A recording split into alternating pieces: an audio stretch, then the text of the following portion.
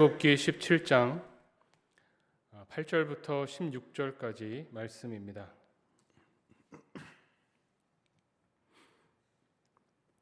봉독합니다. 그때에 아말렉이 와서 이스라엘과 르비딤에서 싸우니라. 모세가 여호수아에게 이르되 우리를 위하여 사람을 택하여 나가서 아말렉과 싸우라. 내일 내가 하나님의 지팡이를 손에 잡고 산 꼭대기에 서리라. 여호수아가 모세의 말대로 행하여 아말렉과 싸우고 모세와 아론과 훌은 산 꼭대기에 올라가서 모세가 손을 들면 이스라엘이 이기고 손을 내리면 아말렉이 이기더니 모세의 발이 피곤함에 그들이 돌을 가져다가 모세 아래 놓아 그가 그 위에 앉게 하고 아론과 훌이 한 사람은 이쪽에서 한 사람은 저쪽에서 모세의 손을 붙들어 올렸더니 그 손이 해가 지도록 내려오지 아니한지라. 여호수아가 칼날로 아말렉과 그 백성을 쳐서 무찌르니라. 여호와께서 모세에게 이르시되 이것을 책에 기록하여 기념하게 하고 여호수아의 귀에 외워 들리라. 내가 아말렉을 없이하여 천하에서 기억도 못하게 하리라. 모세가 제단을 쌓고 그 이름을 여호와 니시라 하고 이르되 여호와께서 맹세하시기를 여호와가 아말렉과 더불어 대대로 싸우리라 하셨다 하였더라. 아멘. 네, 오늘 말씀은 르비딤에서 있었던 이스라엘 백성과 아말렉의 싸움에 관한 이야기입니다. 이 싸움에서부터 비롯되어서 우리가 잘 알고 있는 하나님의 이름 중에 하나인 여호와 니시, 하나님은 나의 깃발이시다라고 하는 이 고백, 이것이 오늘 본문에 나와 있습니다. 하나님의 이름이 어떻게 보면은 구약 성경에 몇 개 나와 있습니다. 아브라함이 하나님을 체험하고 나서 하나님을 뭐라고 부르냐면 여호와 이레라고 부르죠. 하나님이 미리 예비하신다. 하나님이 준비하시는 하나님이시다라고 고백을 하는 것처럼 오늘 이스라엘 백성은 이 르비딤에서 아말렉과의 싸움을 통해서 하나님이 우리의 깃발이 되어주신다. 이 깃발이라고 하는 것은 깃발이 높이 올려질 때에 승리하게 된다고 하는 것을 드러내고 보여주는 겁니다. 오늘 말씀을 쭉 읽다 보면 사실 이 오늘의 이 아말렉과의 싸움이 모세오경에 있어서, 그러니까 이스라엘 백성이 광야 생활을 하는 데 있어서 굉장히 중요한, 또 어떻게 보면 모세오경 전체를 통해서 굉장히 중요한 싸움이었다는 것을 이 맥락 속에서 보면 알게 됩니다. 그냥 우리 보통 이스라엘 백성이 애굽을 빠져나와서 출애굽해서 광야에서 40년을 지내다가 이제 하나님의 약속의 땅 가나안에 들어가서 여리고 성부터 시작해서 가나안 땅에서 정복 전쟁을 벌려나가는 것으로 알고 있습니다. 그런데 그래서 본격적으로 싸우고 전쟁하고 전투하고 하는 많은 이야기들이 있어서 이 아말렉과의 싸움도 그냥 그 많은 전쟁 중에 전투 중에 하나였겠거니라고 생각하기 쉬운데 사실 이 아말렉과의 싸움은 굉장히 중요합니다. 어떤 면에서 중요하냐면 이스라엘 백성이 애굽을 탈출해서 광야에 들어서고 나서 첫 번째로 부딪힌 싸움입니다. 왜 이것이 중요하냐? 이 출애굽기 앞부분을 쭉 읽어보면 이렇게 됩니다. 애굽을 탈출하죠. 하나님께서 모세를 지도자로 세우셔서 이스라엘 백성을 인도해 내십니다. 그러면서 이집트와 애굽과 바로에게 하나님의 능력을, 권능을 보여주시죠. 정말 중요한 것은 애굽과 바로 왕에게 보여주시는 것보다 이스라엘 백성들, 하나님의 백성에게 하나님이 어떤 분이신가를 보여주는 것이 중요합니다. 하나님의 능력, 하나님이 이스라엘 백성을 사랑하셔서 그들을 종살이에서 해방시켜 주셨다. 그리고 젖과 꿀이 흐르는 땅으로 하나님께서 인도하신다라고 하는 것을 믿게 되는 이 믿음을 갖게 되는 것이 중요합니다. 그런데 실제로 있었던 일이 무엇입니까? 애굽을 탈출해서 홍해 바다를 건너서 3일 길을 광야에서 걸었습니다. 광야에서 3일 길을 걸었는데 3일 길을 걷고 나서 이제 마실 물이 없다고 난리를 칩니다. 차라리 이럴 거면 이 광야에서 목말라 죽을 것 같으면 차라리 우리가 애굽을 나오지 말걸, 단 3일 만에 이런 말들을 하게 되는 겁니다.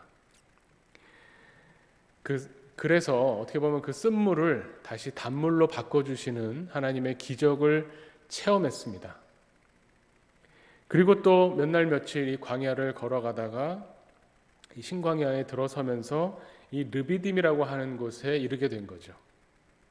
이 르비딤에서 있었던 사건도 오늘 읽은 본문의 바로 앞에 17장 1절부터 이야기가 나오는데, 여기서도 또 물이 없다고 이스라엘 백성들이 모세를 원망하고 하나님을 원망합니다. 그래서 하나님께서 모세를 향해서 그 지팡이, 어떻게 보면 이스라엘을 애굽에서 인도해 냈다고 하는 이 상징적인 의미가 있는 이 지팡이로 반석을 쳐서 물을 터뜨리는, 물을 내게 하는 기적을 보여주십니다. 그런데 그 기적을 통해서 보여주시는 것의 결론이 뭐냐면 바로 7절에 나오죠. 우리가 읽은 말씀 바로 위에 7절에 그곳의 이름을 마사 혹은 또는 무리바라고 불렀는데, 그것은 뭐냐면 이스라엘 자손이 다투었기 때문에 이렇게 불렀다는 겁니다. 그런데 무엇을 가지고 누구와 다퉜느냐? 그들이 여호와를 시험하여 이르기를 여호와께서 우리 중에 계신가 안 계신가 하였음이더라 라고 이야기합니다. 르비딤에서 있었던 이 중요한 사건은 뭐냐면, 이스라엘 백성을 인도해 내신 하나님이 우리 중에 계시는가 계시지 않는가, 하나님이 우리와 함께 하신다면 우리가 목마르지도 않고 배고프지도 않고 이렇게 고생하지 않고 우리에게 나쁜 일이 생기지 않고 늘 좋은 일만, 하나님이 먹여주시는 양식과 물과 풍성함으로 채워주셔야 하나님이 우리와 함께 하신다고 하는 증거를 보는 것인데, 우리가 이렇게 마실 물이 없어서 괴로워하는 것을 보니 하나님이 우리 중에 안 계신가 보다 라고 하나님과 다투고 하나님을 시험했다는 겁니다. 여기에서 하나님께서 모세를 통해서 반석에서 물을 내게 하시죠. 근데 그리고 나서 바로 이어서 아말렉이 쳐들어옵니다. 이 아말렉이라고 하는 족속은 광야에 근거지를 두고 있는데, 거슬러 올라가 보면 야곱의 형 에서의 아들 중에 엘리바스가 그 소실 딥나에게서 얻은 아들, 그 아들 이름이 바로 아말렉이죠. 이 아말렉의 후손입니다. 크게 보면 그래서 에서의 자손들 중에 속하기 때문에 에돔 족속에 속해 있는데, 떨어져 나와서 이 아말렉이 팔레스타인 서남쪽 시나이 반도 이쪽에서 유목 생활을 합니다. 페트라라고 아실 텐데 그 골짜기가 있고 광야가 있는 그 지역에 거주하면서 이 아말렉이라고 하는 이름의 뜻이 골짜기의 거주자라고 하는 의미를 가집니다. 그러면서 그 광야 주변에 살면서 아무래도 그 오아시스와 그래도 유목이 가능한 지역들을 돌면서 그 지역에서 크게 어쨌든 세력을 떨치고 있었습니다. 그 아말렉이 보는데 이스라엘 백성이 광야로 들어와서 어떻게 보면 자기들의 세력권 안에 들어온 거죠. 그런데 이스라엘 백성이 만만치 않습니다.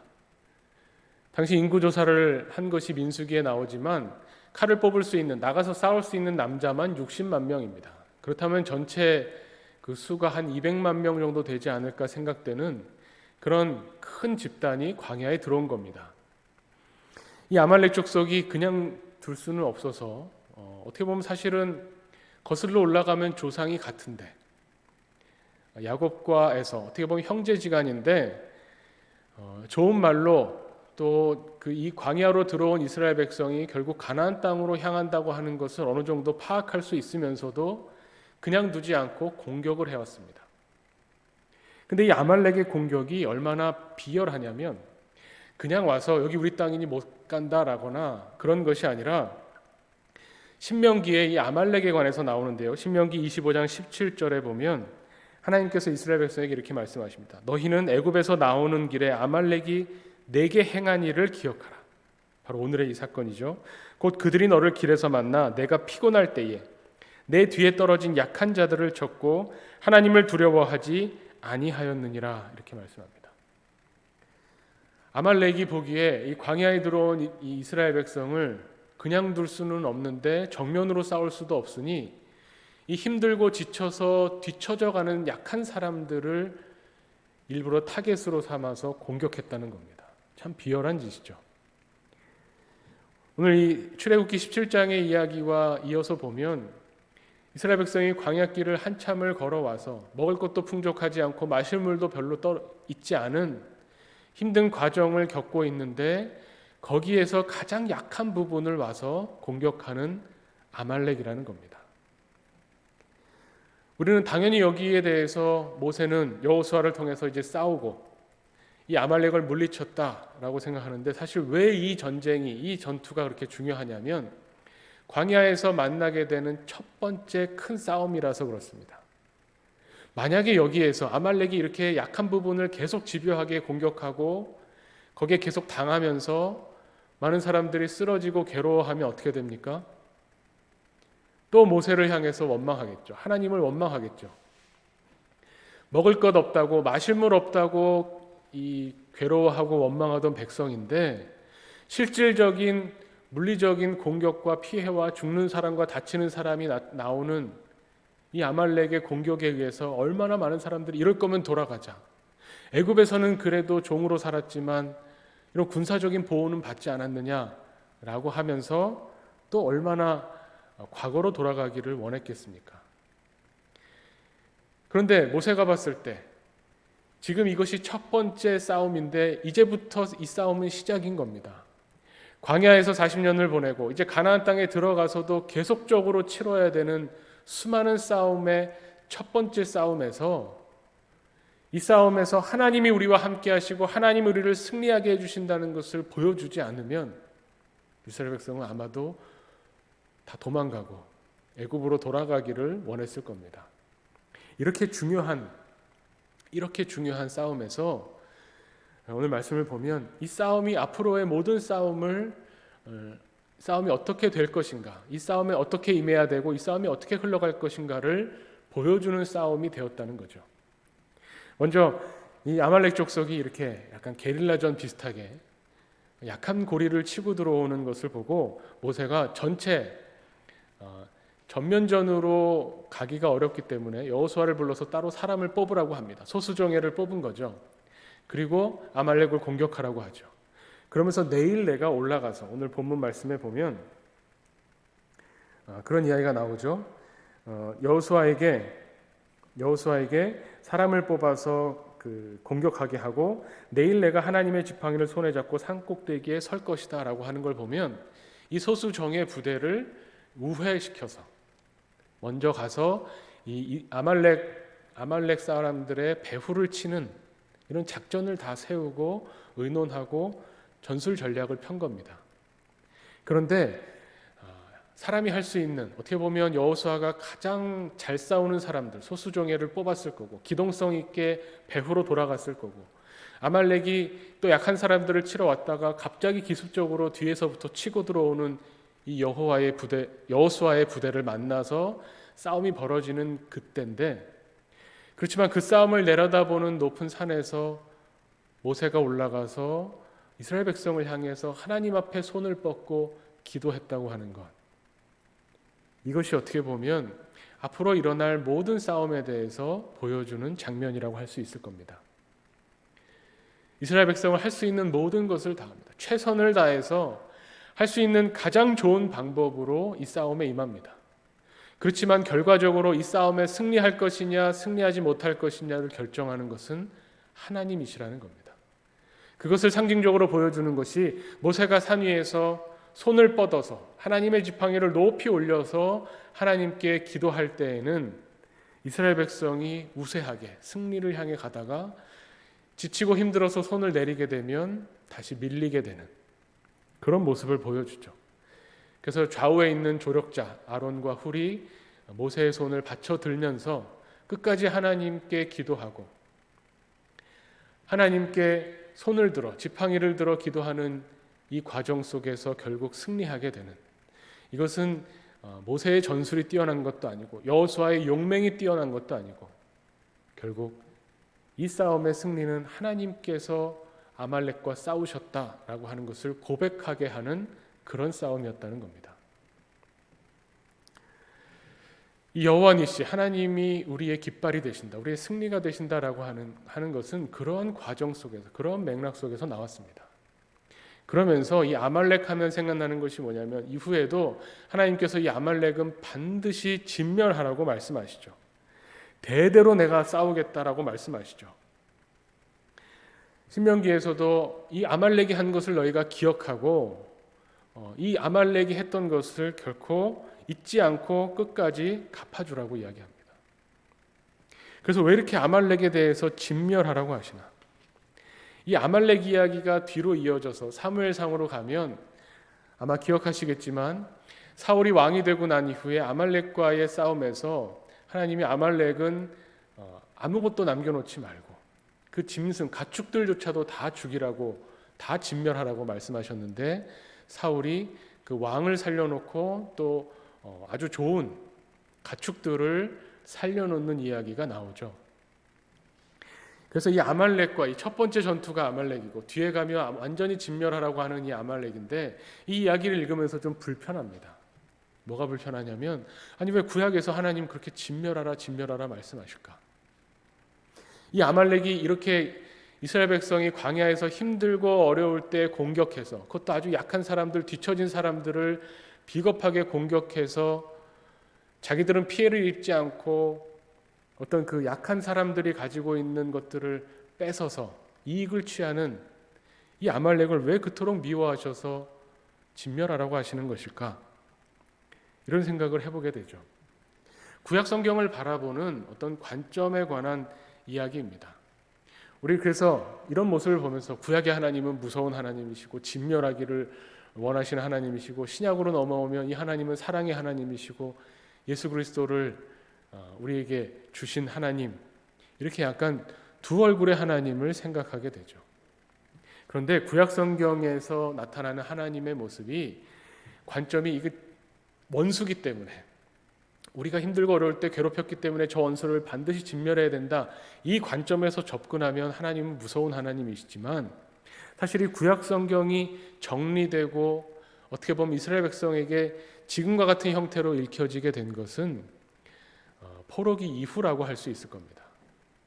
물론 그 전부터 구전되어 내려오던 이 모세오경을 비롯해서 하나님의 사람들이 하나님이 어떠한 분이신가, 우리에게 주신 율법에 관해서 구전되어 내려오던 것을 기록하고 정리하고 편찬해서 이 에스라서를 읽어보시면 에스라 때에 지금의 구약 성경이 어느 정도 틀을 완전히 갖추게 됩니다. 그러면서 이 포로기에 지금 지치고 힘들고 직접적인 위협 속에 노출되어 있는 하나님의 백성들에게 이 구약의 말씀이 주고 있는 메시지가 뭐겠습니까? 우리가 기억해야 될 것, 우리 선조들에게 나타나셨던 하나님이 또 선조들에게 보여주셨던, 역사하셨던 그 하나님을 우리가 기억해야 되는데, 이것을 제대로 기억하지 못해서 우리가 지금 포로로 잡혀 있고 나라를 잃어버리고 하나님의 은혜에서 멀어져 있는 것이 아닌가라고 하는 반성과 성찰이 이 안에 담겨 있다는 겁니다. 아말렉에 관한 이야기도 마찬가지입니다. 오늘 이 아말렉과의 전쟁이 모세나 여호수아의 힘이 아니라 하나님의 승리라고 하는 것을 기억하지 않으면, 하나님이 우리의 능력과 상관없이 하나님이 이끌어 주시고 하나님이 승리하게 하신다는 것을 믿고 의지하고 기억하지 못하면, 그러면 어떻게 되는가를 말해주는 겁니다. 그것을 보여주는 것이 뒤에 나오는 사울의 이야기죠. 사무엘상 17장에 보면 사울이 아말렉을 진멸하라고 하신 말씀을 어기고 왕과 가축을 남겨놓습니다. 사무엘이 와서 이 부분에 대해서 지적할 때 사울이 뭐라고 합니까? 이 좋은 것들을 보니까 하나님께 제사 드리려고, 하나님께 제사 드리기 너무 좋은, 너무 귀한 것을 봐서 이거는 내가 남겨놨습니다, 따로 빼놨습니다 라고 말하는 거죠. 그런데 바로 그 말 속에 맹점이 있습니다. 그 말은 뒤집어서 말하면 뭡니까? 하나님이 아말렉과의 어쨌든 이 싸움에서 사울을 승리하게 해주시죠. 완전히 아말렉을 압도해서 이기게 하십니다. 그러면 하나님께 감사의 제사를 올리고 하나님께 감사의 제물을 드려야죠. 그 제물은 무엇입니까? 양과 소죠. 그 양과 소는 어디에서 나오겠습니까? 사울과 이스라엘 백성에게서 나와서 하나님께 제사 드려야 됩니다. 그런데 진멸하라고 했는데 진멸하지 않았다는 이야기는 뭐냐면, 아말렉의 소와 양으로 이걸 가지고 하나님께 제사를 드리겠다는 말이니까, 이 말은 내 양과 소는 아끼겠다는 말입니다.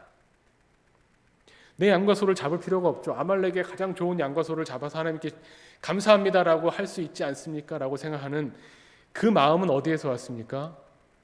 아말렉이 보여줬던 것과 똑같은 마음입니다. 나는 손에 입지 않고 가장 약한 부분을 공격해서 이익을 취하겠다. 아말렉이 출애굽기에서 보여주는 이 모습과 무엇이 다르겠습니까? 내가 강자고 내가 승리했으니 내 것은 아끼고 저 약한 이제 패자가 된 저 사람들 것을 가지고 내 이익을 취해야지. 이 생각을 사울이 하게 됐다는 겁니다. 하나님이 아말렉을 진멸하라고 말씀하신 것은 아말렉이 미워서라기보다는 아말렉으로 대표되는 하나님께 집중하고 하나님을 섬기고 하나님 말씀에 순종하는 것에서 벗어나 있는 그 시대와 그 세상 사람들의 어떤 종교와 철학과 사상이 이스라엘 백성에게 들어오는 것을 막으려고 하시는 겁니다. 그런데 사울은 이미 그것을 배운 겁니다. 아말렉이 하는 짓과 똑같은 짓을 하는 겁니다. 여기에 대한 반성이죠.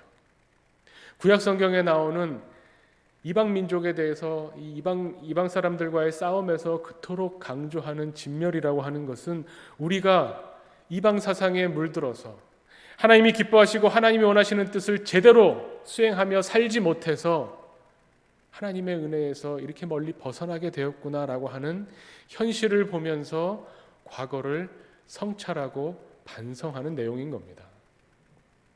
우리가 온전히 하나님의 계명을 지켜야 되는데, 하나님이 우리에게 말씀하시는 것을 우리가 지키며 살아야 되는데, 하나님이 기억하라고 하신 그 부분을 기억했어야 되는데, 우리의 군사력, 우리의 경제력, 우리의 힘으로, 우리의 능력으로 사는 것이 아니라 하나님이 이 세상과의 싸움에서 이기게 하시는 분이신데 우리가 다른 것을 추구했구나 라고 하는 반성이 오늘 본문에도 스며들어 있습니다. 그래서 여호와 니시라고 하는 것을 기억하게 하면서 오늘 본문 마지막 말씀에 여호와가 아말렉과 더불어 대대로 싸우리라 하셨다 하였더라 하는 이 말씀을 우리에게 들려주는 겁니다. 하나님이 대대로 앞으로 우리에게 닥쳐올 그 많은 싸움에서 하나님께서 우리를 대신해서 싸우시겠다고, 그리고 우리에게 승리를 주시겠다고, 하나님이 우리의 깃발이 되어주신다는 것을 우리에게 약속해 주신다는 겁니다. 이것을 믿고 의지하지 못한다면 그러면 이 아말렉이 하는 일들처럼 되는 겁니다. 이 무리바 17장에 나오는 이스라엘 백성이 배워야 할 것, 믿어야 할 하나님의 모습이 드러나는데, 그것은 나에게 좋은 일을 주시면 하나님이 나와 함께 하시고 나에게 나쁜 일이 자꾸 생기면 하나님이 나와 함께 하시지 않는구나 라고 생각했던 이스라엘 백성의 이 생각과 이 마음을 바꾸시기 위해서 이스라엘을 훈련하시는 하나님을 보게 되는 겁니다. 우리도 비슷하죠. 우리에게 뭔가 일이 잘 풀리고 형통하면 하나님이 나에게 복을 주셔서 나와 함께 하셔서 내게 은혜를 베풀어 주셔서 이렇게 모든 일들이 잘 풀리는구나 생각하다가 조금만 어려움이 오면, 조금만 내 기대와 어긋나면, 내가 원하는 일이 잘 이루어지지 않으면 금방 하나님이 내 기도를 들어주시지 않는 건가? 하나님이 나와 함께 하시지 않는 건가? 내가 뭘 잘못해서 징계하시는 건가? 라고 생각하기가 너무나 쉽습니다. 오히려 하나님께서 원하시는 것은 하나님의 말씀에, 하나님의 뜻에 순종하는 겁니다. 순종이 제사보다 낫다라고 하는 그 말씀은 우리가 하나님이 이렇게 하면 기뻐하시겠지, 이렇게 하면 하나님이 내 기도를 들어주시겠지라고 하는 그 모든 하나님을 움직이려고 하는 시도를 다 내려놓고 하나님의 말씀에 귀 기울이고 하나님이 원하시는 뜻이 무엇인가를 찾고 구하면서 그것을 구현해내기 위해 살아가는 그런 모습을 보여야 한다는 말씀입니다. 우리는 이 보이는 세상을 살아가면서 보이지 않는 하나님을 섬기고 그 하나님의 통치를 받고자 하는 사람들입니다. 보이지 않는 하나님이시기 때문에 하나님 믿는 것이 너무나 어렵습니다. 그래서 오늘 본문에 나오는 모세가 하나님을 향해서 손을 들고 기도하는, 지팡이를 들고 손을 들어서 하나님 앞에서 기도하는 이 모습을 바라볼 때에 그때 아말렉과의 전쟁이 승리로 가게 되는 것이죠. 보이지 않는 하나님을 섬긴다고 아무런 내 생활에서 아무것도 드러나지 않고 아무것도 보이지 않고 그냥 마음속으로 생각으로 난 하나님을 잘 믿고 있다라고 한다면 어떻게 보이지 않는 하나님이 보이는 세상을 다스리심을 증거할 수 있겠습니까? 모세가 손을 들어 올렸다. 모세가 하나님 앞에 기도했다. 그것을 통해서 이스라엘 백성이 승리하게 되었다. 상징적인 의미고 눈에 보이는 하나님께 주목하라고, 하나님을 기억하라고 하는 눈에 보이는 어떤 것, 그것이 드러났다는 겁니다. 우리에게 있어서도 마찬가지입니다. 우리에게 이 기도하는 시간, 이 기도하기 위해서 우리의 일상 중에서 따로 시간을 떼어서 하나님 앞에 머리 숙이고 기도하는 것, 예배자로 모이는 것, 어느 장소에 있든지 시간을 떼고 또 우리의 생활 중에서 우리의 에너지 중에서 일부를 하나님께 바치면서 이것을 통해서 우리의 모든 생활이, 우리의 모든 시간이 하나님의 것입니다를 계속적으로 기억하게 하는 것, 이것이 우리에게는 정말 중요합니다. 이 코로나 이후의 시대에는 이것이 더 어려워지겠죠. 직접적으로 몸을 움직여서 물리적인 장소에 나가거나 많은 사람들과 함께 교류하면서 서로 이 공동체 안에서 위로받고 힘을 얻어서 하나님께 더욱 나아가는 에너지를 공급받기가 더욱 어려워지고 있습니다. 하지만 그럼에도 불구하고 우리는 우리가 가진 것으로 이 하나님이 보여주시는, 모세가 보여주는 것처럼 손을 들고 하나님께 향하는 이 기도의 시간, 예배의 시간, 교회 공동체의 모습, 이것을 지키고 유지하면서, 이것을 붙들면서 결국 이 싸움은 우리의 능력이 아니라, 우리가 능력이 부족해서 안 되겠습니다라고 말할 것이 아니라 이 세상에서 보이지 않는 하나님의 통치하심을 드러내는 하나님의 백성으로 하나님께서 우리를 세상에 세우시고 교회로 모으셨다는 겁니다. 이것은 결코 변하지 않을 것입니다. 코로나 이후의 세상에서도 우리가 우리의 생활 속에서 하나님의 사람임을 드러낼 수 있다는 것은 결코 바뀌지 않을 겁니다. 그리고 우리가 그것을 하나님이 원하시는 뜻을 찾고 구하며 살아갈 때에 하나님이 원하시는 이 복음이, 예수 그리스도가 우리를 통해서 드러나는 것 외에는 다른 방법이 없다는 것은 여전할 겁니다. 그래서 하나님께서 우리를 교회로 모으시고 예수님의 제자 공동체로 불러주신 것이죠. 이 어려운 싸움에 하나님이 우리를 훈련시키시면서 하나님의 백성으로, 하나님의 공동체로 세워나가시는 이 과정 중에 있음을 우리가 기억하기를 원합니다. 어떻게 보면 코로나 이후에 이제 첫 번째 싸움, 이 광야 생활 이후에 앞으로 펼쳐질 많은 싸움을 보여주는 이 첫 번째 상징적인 싸움에서 기도를 통해 승리하게 하신 그 하나님, 이 하나님의 이야기를 읽으면서 우리도 앞으로 우리에게 펼쳐져 있는 많은 일들이 있지만 그 일들을 하나님을 의지하고 하나님 말씀에 순종할 때에 하나님이 나서서 싸우신다는 것, 하나님이 우리를 승리하게 해주실 것이라는 것을 우리가 믿으며 나아가기를 간절히 축원합니다. 오늘 이 시간에도 우리 함께 하나님 앞에 나와 간구하며 기도하기를 원합니다.